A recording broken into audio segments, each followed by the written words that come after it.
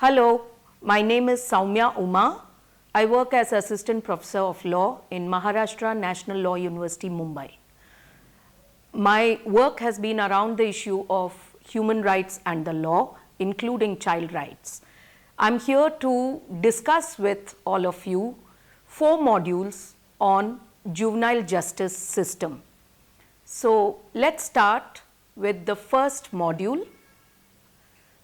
The first module is on evolution of juvenile justice system in India, part 1. Let's see what the learning objectives of this module are. Firstly, it is to understand what is juvenile justice and what is the system of juvenile justice administration.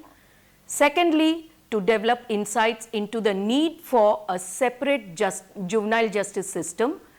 Thirdly, to have an overview of the fundamental concepts and varied approaches to juvenile justice. And fourthly, to understand the historical evolution of the law on juvenile justice in India.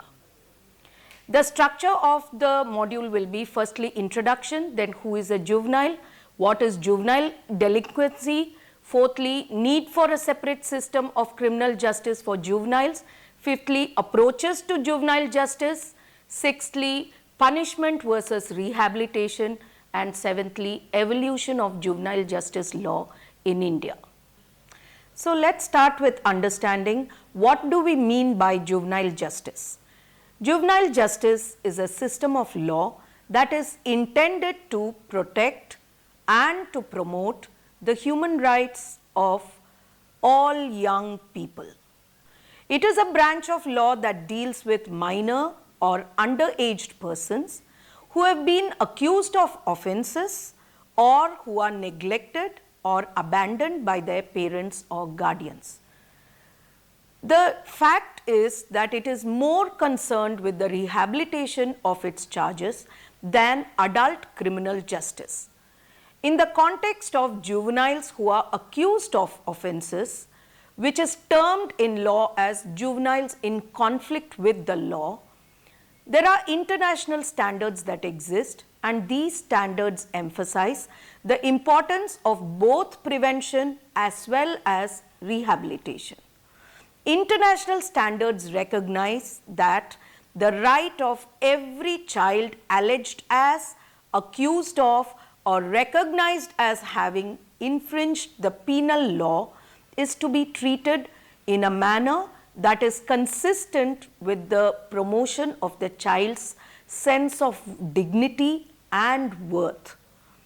Juvenile justice policy in India is largely governed by the constitutional mandate given under Article 15 that guarantees special attention to children, special protection of children through necessary and special laws and policies that safeguard their rights.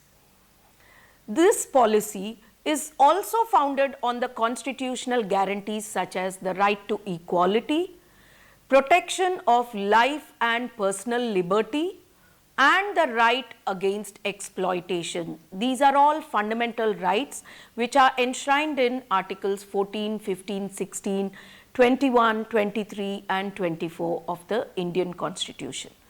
The Indian Constitution emphasizes on the duty of the state to prevent exploitation of children and to promote children's welfare.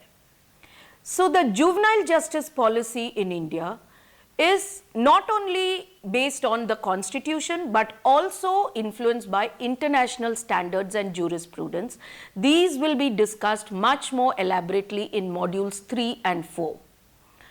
The present law, which is the Juvenile Justice, Care and Protection of Children Act, this was enacted in 2000, amended in 2006, and then it was replaced in 2015 by a new law, which is Juvenile Justice, Care and Protection of Children Act 2015. So we will be discussing all of these laws in this and the next module. So let's try and understand as to who is a juvenile. A juvenile can be defined as a child who has not attained a certain age at which, like an adult, under the law of the land can be held liable for his or her criminal acts. The term juvenile justice emerged from the Latin word juvenis. Juvenis means young. Hence, a juvenile justice system is one that is specially established for the young.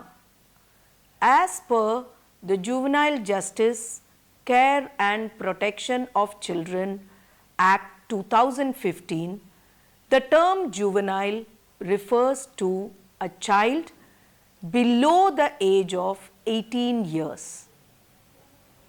The 2015 Act deals with two kinds of children. One, children in conflict with the law, defined as a child who has alleged or found to have committed an offense and who has not completed 18 years of age on the date of commission of the offense.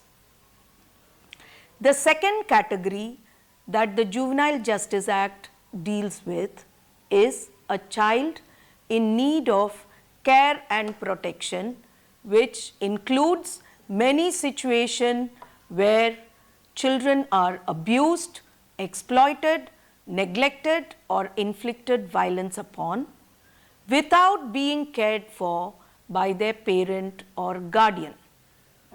Now let's try and understand as to what is juvenile delinquency. This is a term which is used very often. Juvenile delinquents are those who have not attained the age of adulthood as per the law of the land, and yet they have acted in a manner that is prohibited by the law. Such kind of prohibited behavior largely consists of acts which would be termed as offences under the criminal law when those particular acts are committed by adults. Since the child is a part of society, social context around him or her is bound to have an effect on the child's attitude and behavior. Poverty, unemployment, exposure to and experience of violence, abuse, inequalities and changing values are bound to impact children and their behavior. There is a complex mix of social, economic and human factors that contribute to juvenile delinquency. Risk factors contributing to juvenile delinquency may be categorized as follows. Number 1, individual risk. Number 2, family risk. Number 3, mental health risk. And number 4, substance abuse risk. Individual risk factors are those pertaining to the juvenile as an individual, including his or her physical, mental and emotional self. Family risk factors are those factors pertaining to parents and other family members who are responsible for the upbringing of the juvenile. They include upbringing by the relatives in the absence of parents who may not have emotional attachment towards the child, or they may not be able to provide proper attention to the needs of the juvenile. Thirdly, mental health risk factors. What are these? These are factors which are precursors of certain mental health conditions that tend to be displayed through juvenile delinquent behavior.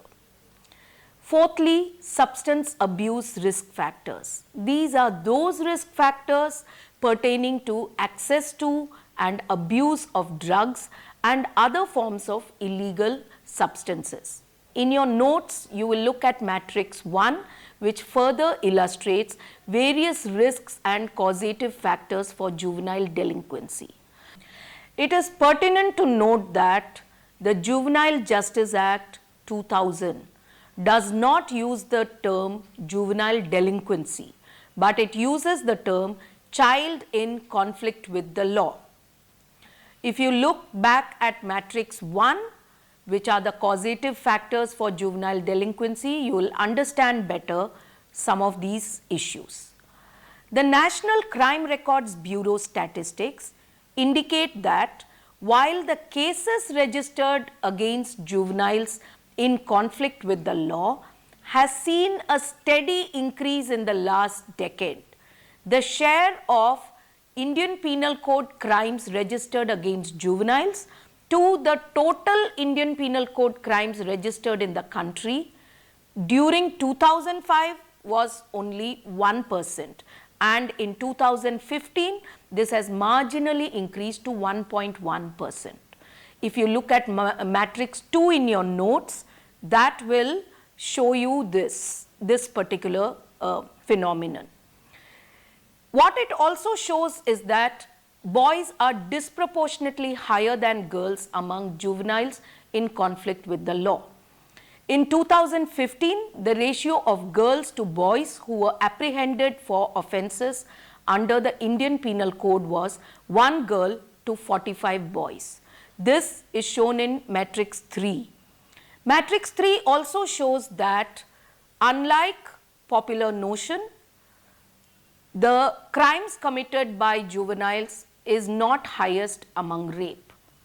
In 2015, the highest share of cases registered against juveniles were reported under the crime head of theft. This is 19.2% cases of theft, criminal trespass or burglary, which was 8.3%, rape, which was 5.4%, and kidnapping and abduction, which was 5.2%, and causing injuries under rash driving or road rage, which was 4.9%. So it's important for us to remember the highest incidence is not that of rape.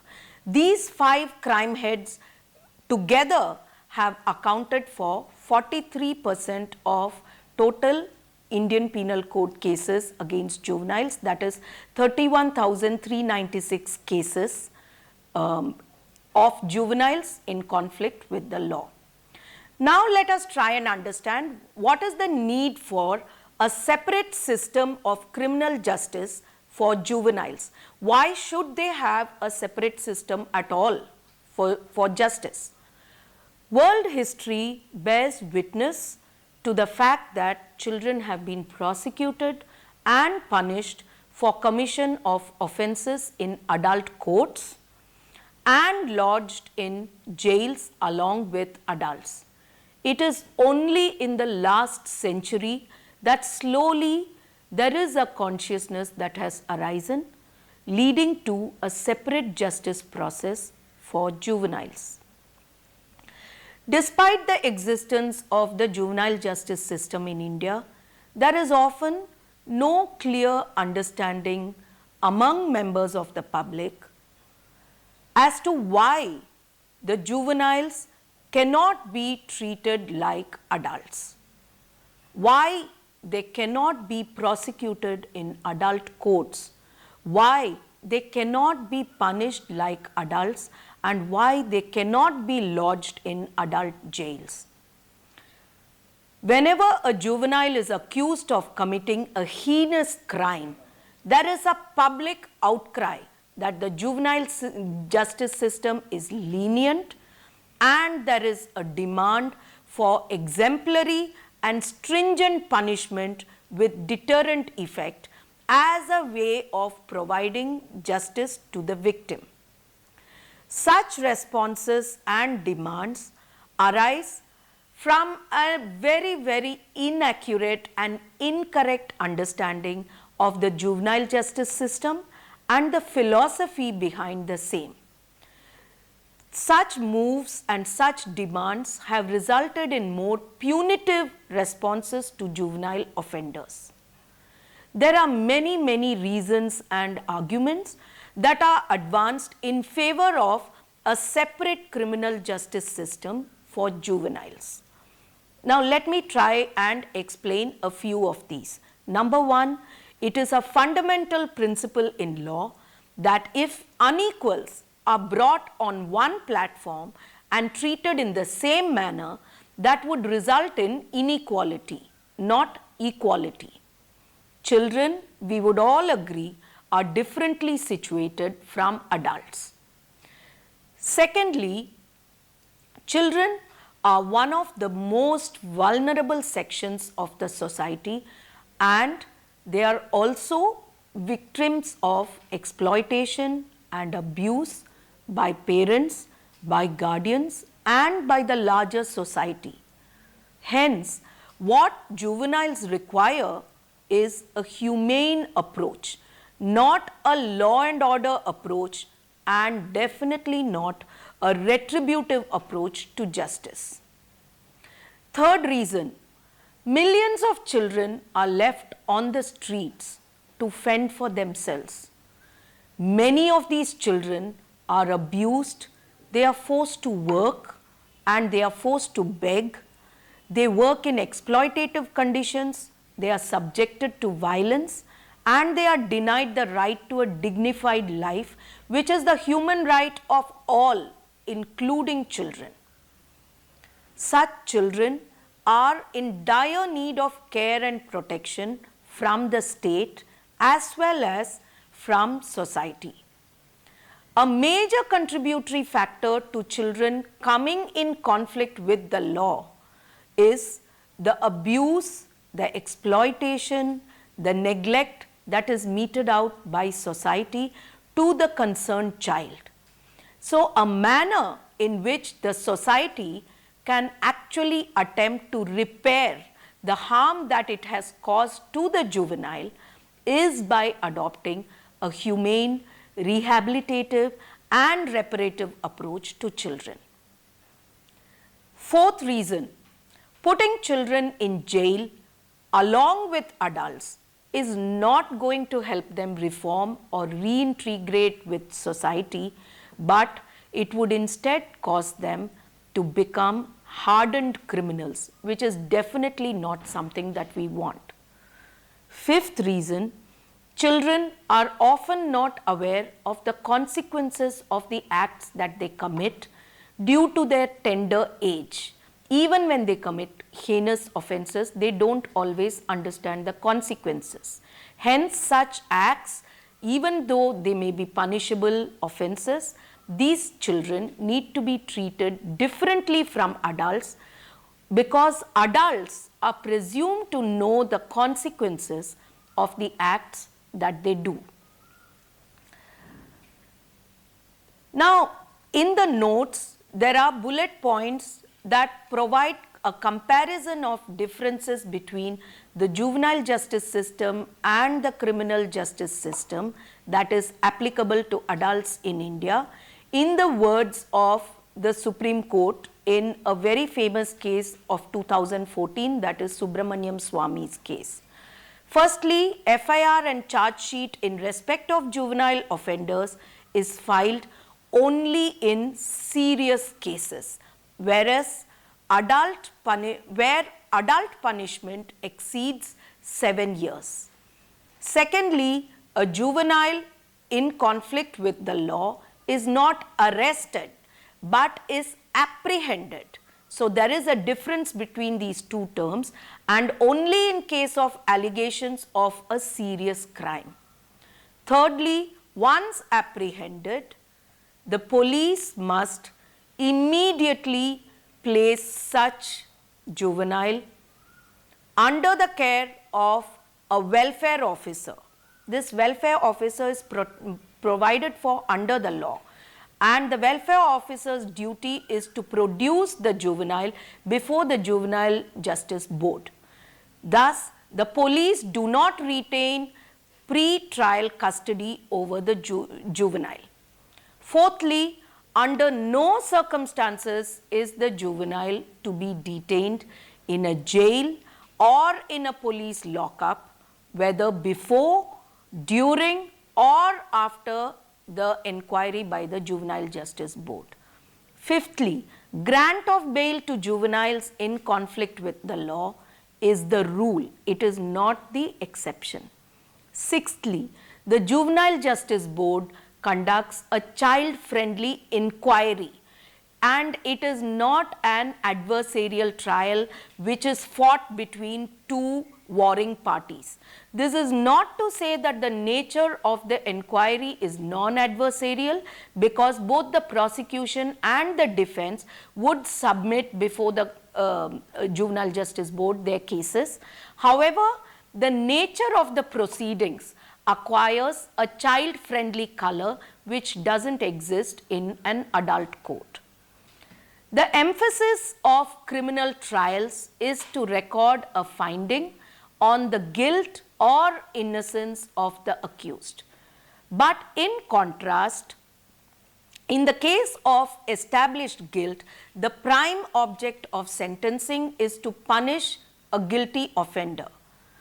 In contrast, the emphasis of juvenile inquiry is to find the guilt or innocence of the juvenile and also to investigate the underlying social or familial causes of the alleged crime. Thus, in contrast with adult criminal system, the aim of juvenile sentencing is to reform and rehabilitate the errant juvenile. Further, the adult criminal system does not regulate the activities of the offender once he or she has served the sentence. However, within the juvenile justice system, because it seeks to reform and rehabilitate the juvenile, it establishes post-trial avenues for the juvenile to make an honest living. So that is the focus on reformation, on rehabilitation, on reintegration with the society. Now let us look at two varying approaches to juvenile justice which have influenced laws and policies over the past 2 centuries. One approach is the need-based or the welfare-oriented or the charity-based approach. Now this approach has influenced law and policy on juveniles for centuries. This approach perceived children in need of care and protection as tragic victims of circumstance who deserve the sympathy and pity of society. Charities gained importance as a means for the survival of such children. Since the charities were bestowing a benefit to the children out of their own benevolence and out of their sense of pity, they expected the children to be grateful to them and to abide by their conditions. Though some children did benefit from the welfare approach, by and large, we can today look at this phenomenon and we can say that such an approach was disempowering for children, as they had no say in what would be the benefit that was given to them. And they also had no say in the manner or the duration for which they were given the benefit. While the welfare approach was well intended, with a particular focus on the welfare of children, what it did not do was that it did not adequately focus on developing the children's potential to the maximum in order that they become capable human beings. The charity or the welfare approach was particularly problematic because it did not recognize the capacity of the children to participate in or to voice their opinion on crucial decisions that affected their lives.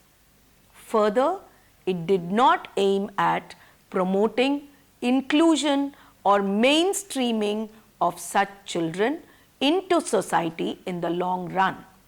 Its approach led to segregation rather than integration of children in the mainstream society. While charitable organizations working on or caring for children play a supportive role, it is very, very important that persons who administer such charities acknowledge and promote the empowerment of children, warranting the society's respect for their rights rather than addressing the perceived needs of the children.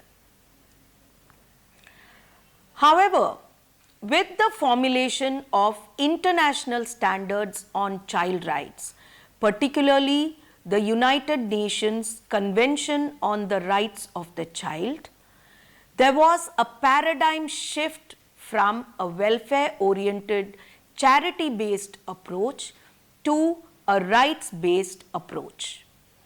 This approach perceived issues pertaining to the child as legally enforceable rights and entitlements with corresponding duties and responsibilities on the state, on the family, and on the community at large.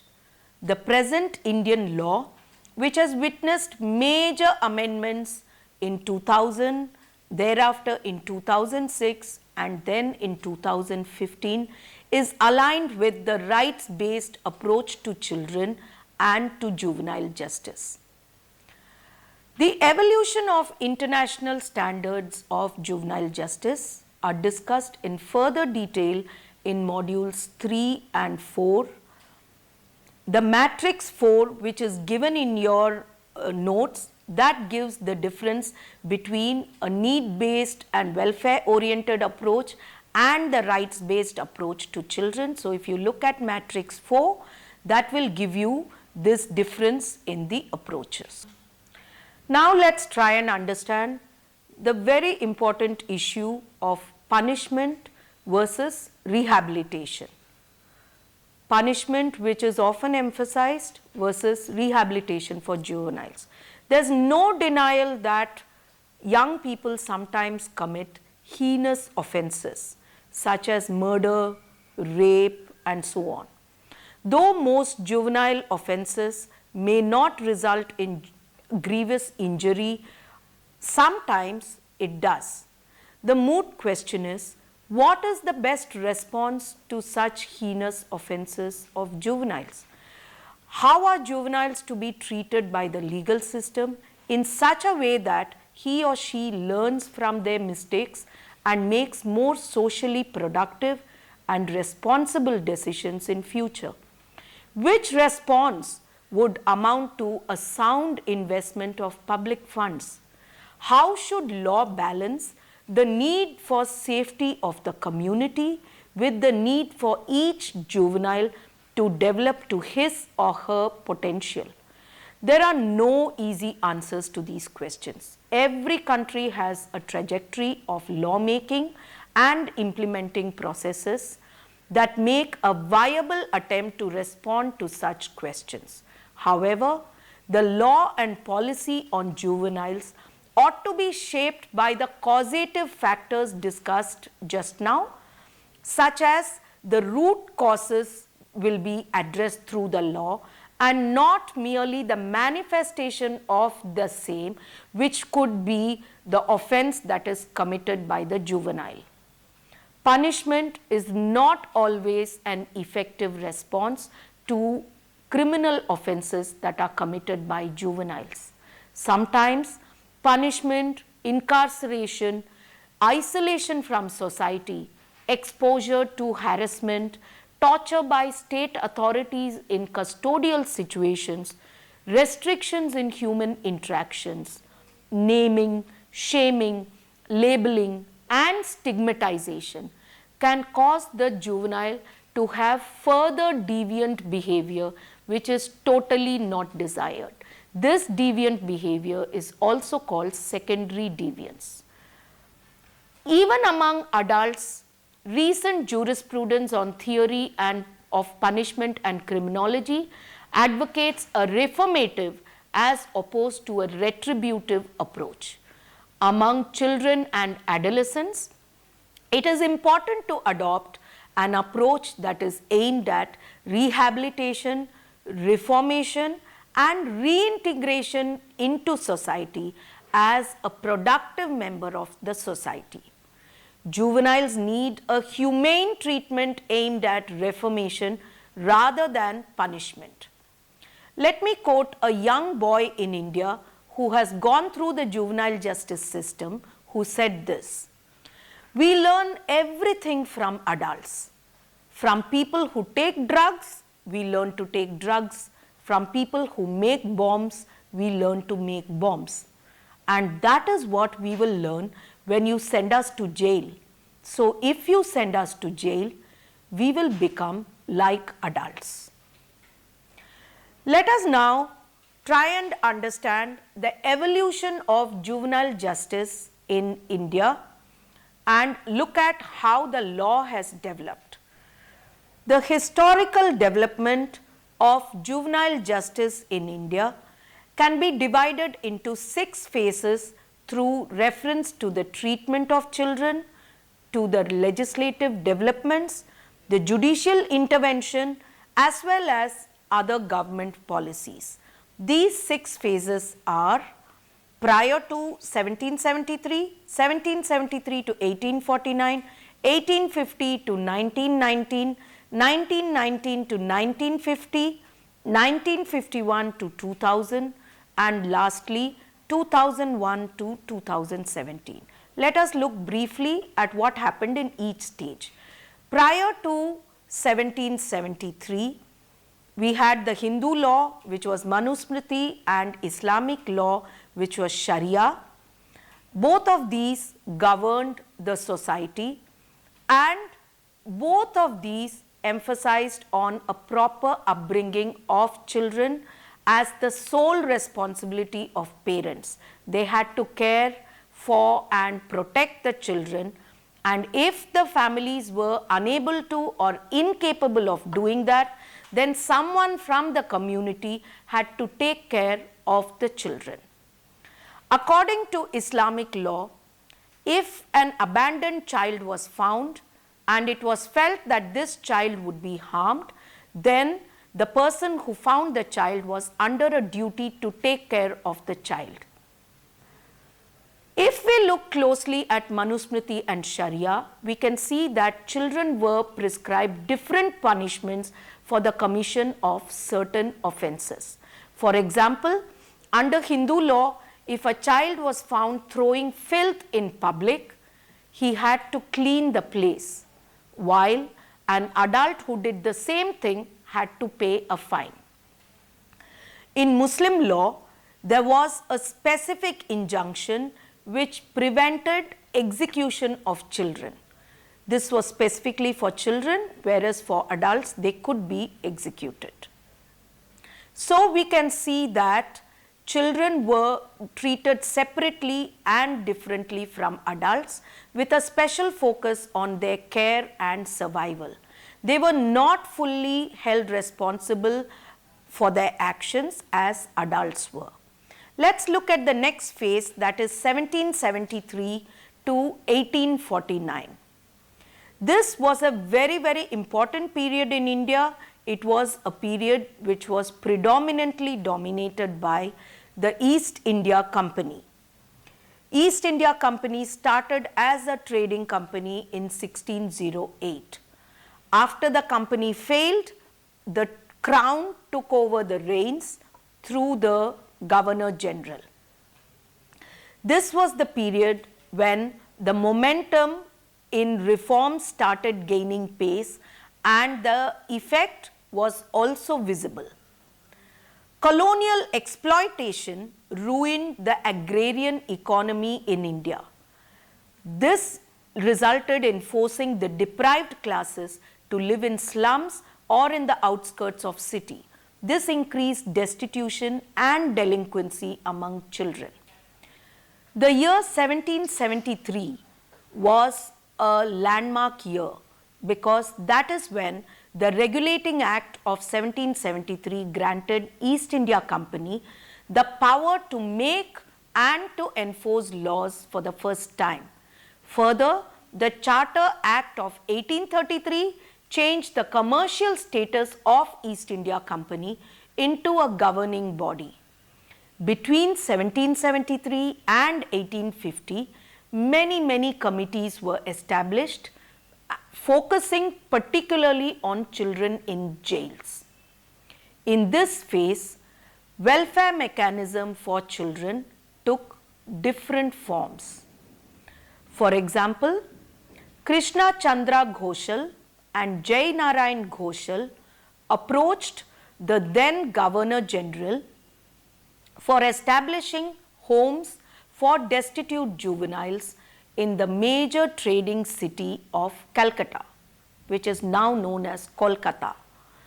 Similarly, the first ragged school for vagrant and orphan children was established in 1843 in Mumbai, which is now known as David Sassoon Industrial School.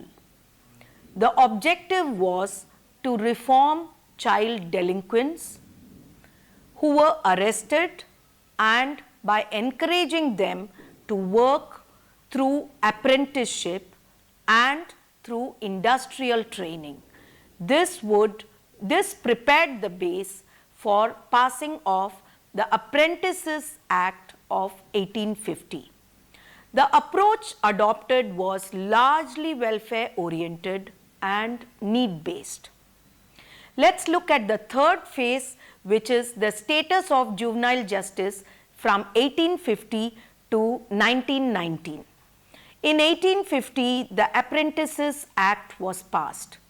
What this act did was basically to keep the juveniles out of jails, and subsequently, by the report of the All India Jail Committee of 1919 to 1920, children were segregated from the prevalent criminal justice system. This period saw the passing of specific legislations concerning children, the first of which was that it provided a special status to juveniles, that was through the Apprentices Act of 1850. Children who were vagrants and committed petty offences in the age group of 10 to 18 years were made to undergo their sentence as apprentices. The objective of the law was to channelize the energy of children and to divest their minds from criminal influence, and to make them work so that after they reach the age of majority, they can earn a living and become a productive member of society. Subsequently, the Indian Penal Code 1860 fixed an age limitation for criminal culpability of juveniles under section 82 and 83 of the Indian Penal Code. The said sections provided protection to children from criminal prosecution until they had developed cognitive faculties to understand the nature of their actions, to understand the consequences of their action. The Code of Criminal Procedure in 1861 and 1898 in 3 sections, that is section 298, 399 and 562, prescribed for a separate trial for the persons below the age of 15 years and required that they should be confined in reformatories rather than in adult prisons. This changed the approach towards and the treatment of juveniles from punishment to reformation. As prison reports constantly pointed towards the change in policy and administration, noticing a high rate of perpetrators and an increase of juvenile offenders, especially in Pune, where the number alarmingly increased from 1 to 65 between 1860 and 1861, the Whipping Act of 1864 was passed by the government. This act was passed with the aim of deterring children from committing crimes in future by whipping them for certain crimes, which in consequence would save the government of the investment to establish reformatories for the juveniles. So in the remaining 3 phases, that is 1919 to 1950, 1951 to 2000 and 2001 to 2017. In all these 3 phases, there has been a lot of development on juvenile justice law. This is given in detail in your notes, so please refer to that for further detail. So let us now come to the conclusion. In conclusion, this particular module that we have discussed is the introductory module on juvenile justice system in India. This module is of course not exhaustive, but it is meant to only give you an overview and to introduce you to the topic. So please read the notes and look at the references for further details so that you will gain a better understanding of all the issues that have been discussed in this module. Thank you.